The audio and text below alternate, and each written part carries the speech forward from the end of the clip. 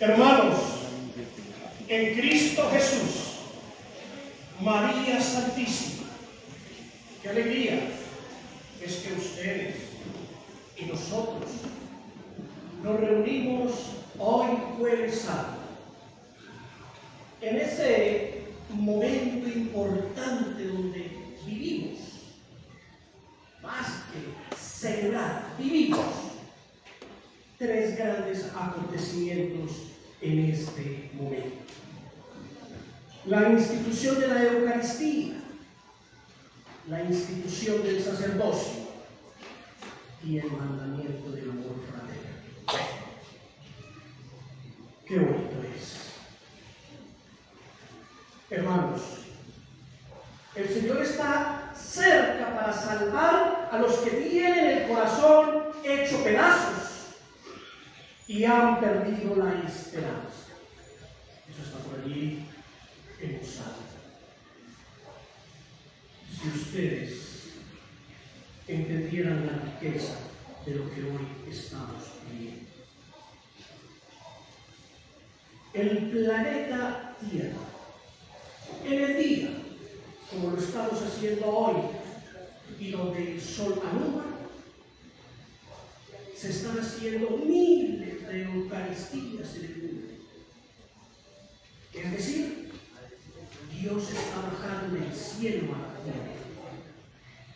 Y cuando nosotros dormimos, la otra mitad del planeta está haciendo miles de Eucaristías en el mundo. Es decir, Dios está las 24 horas con la raza humana. ¿Y qué es la Eucaristía? La Eucaristía es el último pacto de Dios con el ser humano. Dios, en la historia de la Biblia, ha hecho 7 o 8 pactos con la raza humana. El primero fue con Adán, y Adán le incumplió. El segundo fue con Noé, con Abraham, con Moisés, con Isaías, con Jeremías. Pactos que Dios ha hecho con personas. Pero el pueblo decía, pero Dios, ¿por qué hace pactos con Abraham, con Moisés? Y conmigo no. ¿Por qué no hace un pacto conmigo? Y Dios hablaba, Moisés, tu pueblo, habla Abraham, tu pueblo. Y Dios escuchó el clamor de la humanidad y tomó decisión de hacerse humano, hombre, y estar entre nosotros. Y este es el pacto vigente, actual, que tenemos hoy. Y Dios no está en ningún otro lugar de oración que no sea la Eucaristía. Vivo, físicamente, porque usted pedía que quería hablar con Él, tocarlo, abrazarlo. Pues ahí está. Ahí lo tenés. Lo puedes tocar. Puedes hablar con Él, sí, de muchas maneras. Leyendo la Biblia, haciendo el rosario, meditando, haciendo oración. Pero para vivirlo, tocarlo, solo en la Eucaristía, que es la oración más grande de todas. Padre, Padre, a mí me da una pereza ir a la Eucaristía. Error garrafal. Porque la Eucaristía es un compendio de frase sobre frase romántica que se enlazan una con otra. Y es sencillamente espectacular. Padre, es que el padrecito en la parroquia donde yo estoy, yo no lo entiendo bien. Busque otra parroquia, pero busque la Eucaristía. Busque la Eucaristía. Ese salvavidas para usted estar en continua comunión con Dios. Decía San Pío X, que los ángeles nos envidian, porque nosotros al menos en la Eucaristía podemos abrazar a Dios. Es un privilegio, Dios nos ha dado. Si usted supiera el poder de la Eucaristía, todas las Eucaristías son sanadoras. Todas las Eucaristías son especiales para los enfermos, para los confundidos, para los deprimidos, para los de ansiedad, para los de esperanza, para los de alegría. Esta es la Eucaristía, la iglesia de los perdidos, de los pecadores, de los buenos, de los malos, porque este es el instrumento para poder estar en plena comunión con Dios. Eso hizo Jesucristo, Dios el juez. Nos dio el instrumento de la Eucaristía para que cada uno, usted y yo, salvemos nuestras almas. Es que mi mamá me va a salvar a mí porque ella reza mucho. Error. Intercede, ora. Eso tiene sentido. Pero cada quien se salva solo. Y el instrumento es creer en Dios. Y para creer en Dios tengo que vivir la Eucaristía. Hablar con Él. Abrazar. He ahí la importancia de la Eucaristía. Puedo asegurar, doy fe, que quien va mucho a la Eucaristía soluciona sus dificultades, sus problemas y tiene una corresponsabilidad con Dios. Entiende cuando Dios le da. Y Dios tiene mucha forma para darnos. Amen la Eucaristía. Respeten la Eucaristía y amen este templo donde se vive la Eucaristía, que es de ustedes. Hoy se instituye el sacerdocio. Por los medios de comunicación, bien sabemos que la tecnología y el modernismo en el que nos encontramos, se cae un alfiler en África y ya se sabe qué pasó. Eso no ocurría antes. Recen por los sacerdotes de nuestra iglesia. Ellos son los instrumentos para vivir la Eucaristía. Y sí, algunos sacerdotes se han equivocado. Eso es como cuando se cae un avión. Se cae un sacerdote y eso fue explosivo. Es posible que se caigan sacerdotes, pero la iglesia nunca se va a caer.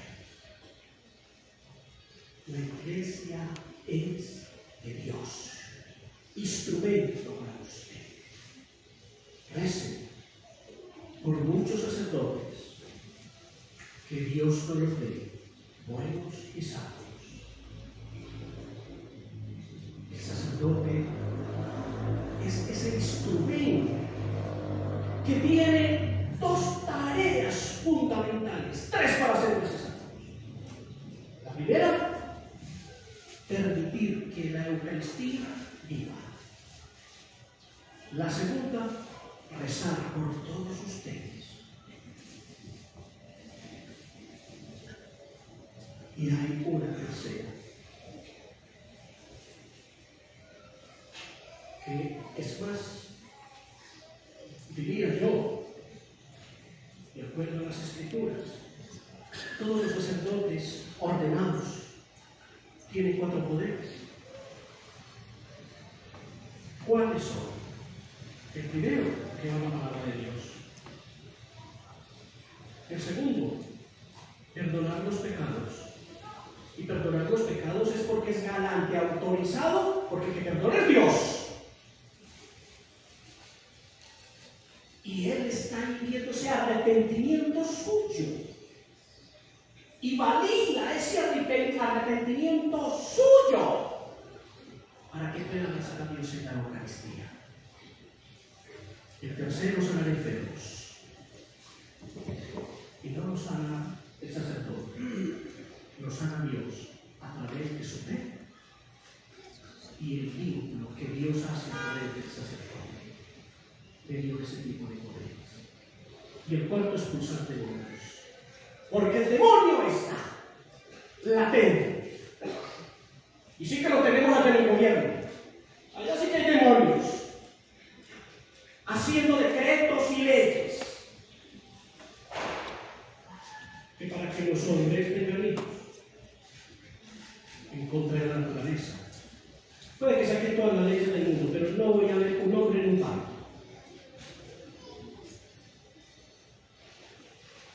Leyes para muchas cosas en contra de la naturaleza. Pero Dios está ahí. Y aquí estamos nosotros, fuertes en la fe y el amor de Dios. Ore por los sacerdotes, para que nunca nos falte la Eucaristía, para que rece por nosotros y para que llegue la palabra de Dios. Hoy hay un mandamiento del amor fraterno. Padre, ¿qué es amor fraterno? Es el que todos somos iguales en valor.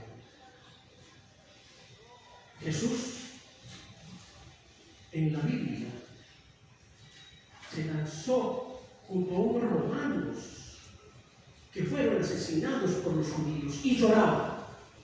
Y los judíos empezaron a decir: pero Jesús, es que ellos son romanos, nos cobran impuestos, son violadores, nos atropellan.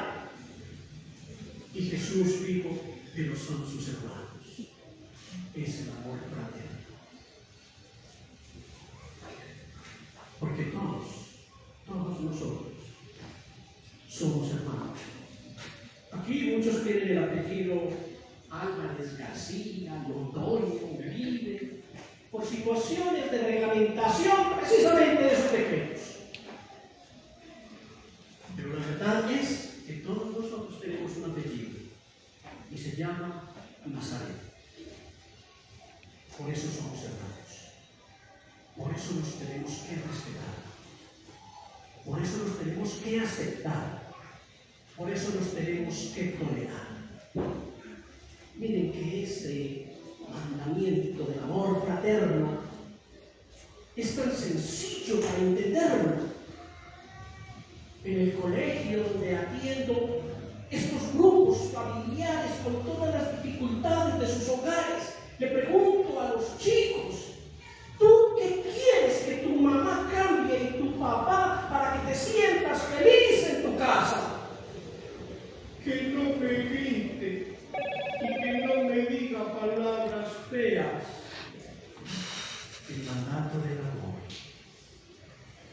Cuando llegue el mandato del amor a su casa, la comunicación asertiva, el diálogo, va a permitir que la paz y la tranquilidad llegue a su hogar. Y si el amor está en su casa y Dios está en su corazón y usted lo abraza en la Eucaristía, con Dios todo se puede. Si Dios es muy feliz. Hermanos, porque Dios no nos dio un espíritu de timidez. Dios nos dio un espíritu de fortaleza y de amor. Un espíritu de fortaleza y de amor. Y a través de ello de entendimiento. Por ahí dicen los chicos: se tenía que decir y se dijo. Pues yo hoy les voy a decir porque se tiene que decir. En África, solo les voy a dar una pequeña información. En África, 964 hospitales, asilos, 665, jardines infantiles, 2136. En el mundo, la iglesia, su iglesia, la iglesia de Cristo, nuestra iglesia, 61.023 obras, sin contar colegios, universidades y parroquias. Háganme el favor. Y esa es la iglesia que amenaza la raza humana, como dicen por ahí ciertos personajes. Están muy equivocados, no se dejen confundir.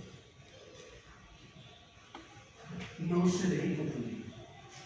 No conozco un país, ni Estados Unidos tiene este balance que les doy a ustedes.